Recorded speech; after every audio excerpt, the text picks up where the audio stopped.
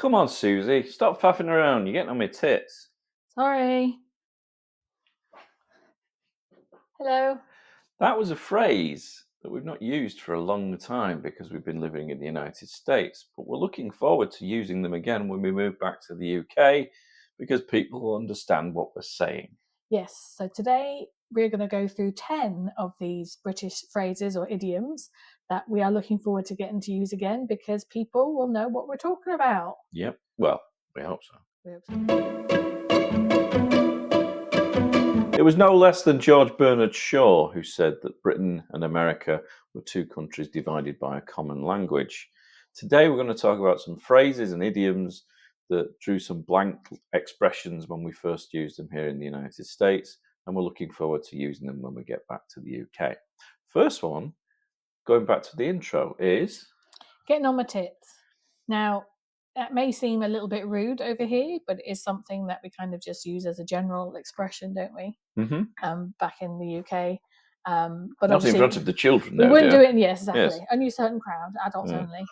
And really, it's an expression of annoyance. Like you're really annoyed with somebody, they're taking for ages, or they've just done something to really, get on your nerves. Yes. I guess is another way of saying it. But we tend to say getting on your tits. Anything that's irritating. Yeah. Just but like above the average irritating. Yeah. I think so. Yeah. So that's what it means, getting on your tits. And it is kind of the human female tits as opposed to the British little birds little blue tits or grey tits that we're talking about. Just to clarify. The next expression is something that's drawn some blank faces, is when we said, oh, we've just got to pop to.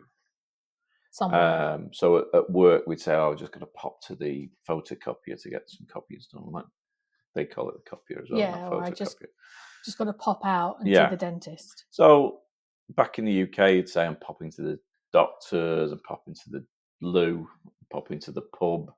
It means that you're going to go somewhere quickly and possibly return quickly as well. Yeah, and this can be sort of used with terms like nip. I can just nip out as well, can't I? Again, it's a short window of time, isn't it?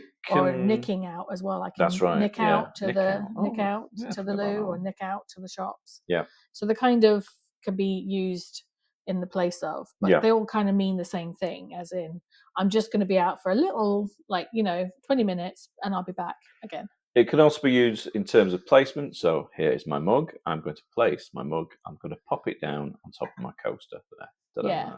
So, or where would you want that table? Oh, can you just pop it over there, please? Yeah. So that's popping. But also, you were saying, can you pop the boot? Pop open the boot, yeah. Yes. I didn't think of that one. Yeah, just pop, yeah. Or even you could ring your friend up and say, can you just pop over for 10 minutes? I need a bit of a chat or something like that, couldn't you? Well, the one I get frequently from you is an email at school saying, can you pop over? I need the loo. I need class a loo break. Needs covering. Now, as we're talking about English as a language, just to make things more complicated, pop can also be applied to popping one's clogs, which means to shuffle off your mortal coil or to die. Yeah. And to make things even more complicated, it can also mean a fizzy drink or like a soda. Like a soda, or we would say a fizzy pop drink. Yep. Complicated, huh? Now, as we're rambling along with these idioms and phrases, one that springs to mind is to talk around the houses. Yeah, so this describes somebody who likes to really just go on and on and on and on without getting to the point. Yeah, somebody who, just likes the sound of their own voice a bit too much, which we have been accused of ourselves, haven't we? Occasionally, as teachers. Yes.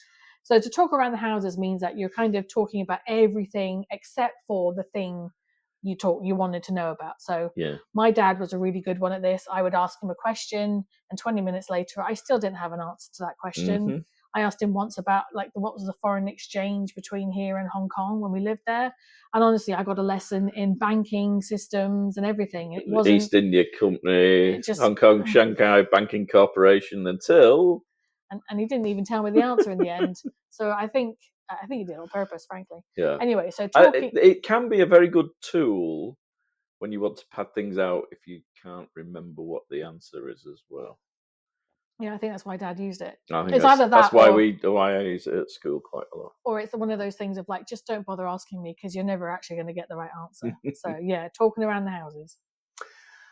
Another phrase that we've never heard used in the US is "off with the fairies" or "away with the fairies."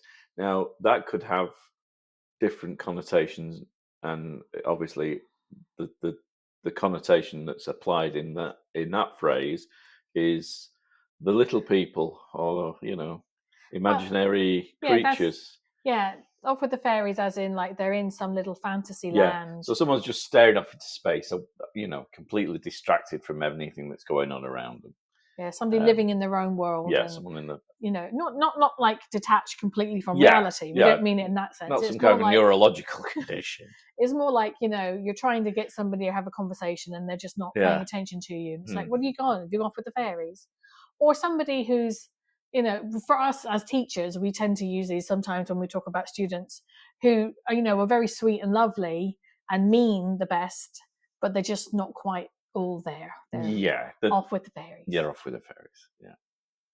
Yeah. Next phrase we want to talk about is 6 of one, half a dozen of the other, which means there's really, you've got a couple of options, but they're really identical, aren't they? There's not much of a choice between the two. Choosing one or the other is going to result in the same thing. So it's kind of like, if you were given the option of, do you want, some lemonade, or there's the pink version. It's like, well, one's just pink and one's just yellow, but so it's really 6 of one, half a dozen the other, isn't it? Yeah, exactly the same. A close relation, I would say, to that particular phrase is swings and roundabouts. Yeah, but I feel like swings and roundabouts is slightly different because it kind of means more like you're just going to end up where you started. Yeah, I suppose so. It's like, we could, if say, for example, I was saying to Paul at the weekend, well, we need to, pop to the shops and then we have to nick to the bank for a little bit. Can you figure out the best route for us to come back? And he'll talk around the houses for a bit because he'll give me all of these options. And then I'm like, well, it's all swings and roundabouts, really, isn't it? Because, it's going to take 25 minutes going the first way and it's going to take 25 minutes going the second way. So it doesn't really matter at the end of the day. Say your option is you're going to have to drive from point A to point B, or you can take a train from point A to point B. The faff going to the train station at either end and walking from your train station to your destination could last as long as the time you spent in traffic in the car. So you really, it's whether it's whichever one you want to take. So sometimes it's kind of just like, what's the lesser of two evils kind of thing, isn't it? So one phrase that I miss using quite a lot is bog standard, because I, as a child, actually lived in the US for a while until I was about 9 years old. And so when I went back to the UK, I didn't really understand this term at all. So once I figured out what it meant, I was using it all the time. Bog standard just means kind of like the basic version of something, without anything added. Yeah. So you could have maybe like your bog standard, Ford Escape. Yeah. But then you could add in there the SE or the titanium edition or whatever. Yeah.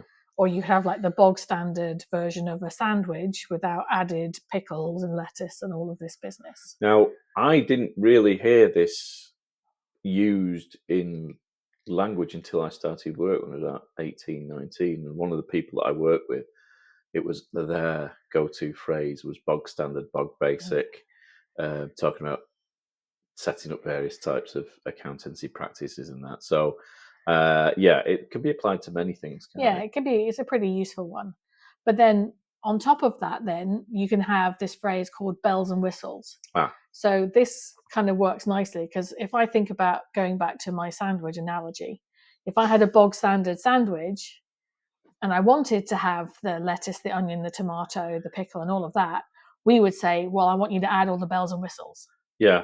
Now, my immediate go-to was back to the car thing. Oh, okay. Because, I mean, all the things that don't normally come as standard would be the extras, the added extras, and those would be all the bells and whistles. Yeah, like the Bang and Olufsen surround sound and all of that. Ooh. Yeah, and the heated seats. Temptress, yeah. No, and all of that. I know the other thing then when you're talking about sandwiches is if it's someone in an American audience, they won't understand. Well, maybe a simple sandwich, because Well, maybe I use a burger sandwiches instead. here then, like that. Like you can just get a hamburger, can't you? You can go, and then they can say things like, I don't know, what did they say at Five Guys, like all the way or something like that. Yeah. So with everything included would be with all the bells and whistles. Yeah. Instead of just a standard hamburger with a bit of ketchup and mustard or something, you'd have everything on it. I want nothing on it. No ketchup, anything. Yeah. Okay, so now we're moving on to one that you may have heard of if you watch a lot of TV, especially if it's sort of based around London way. Or like I'd say it's pretty much pretty standard everywhere. Everywhere now, yeah. And that's the dog's bollocks. Yeah. Which you have a variation of.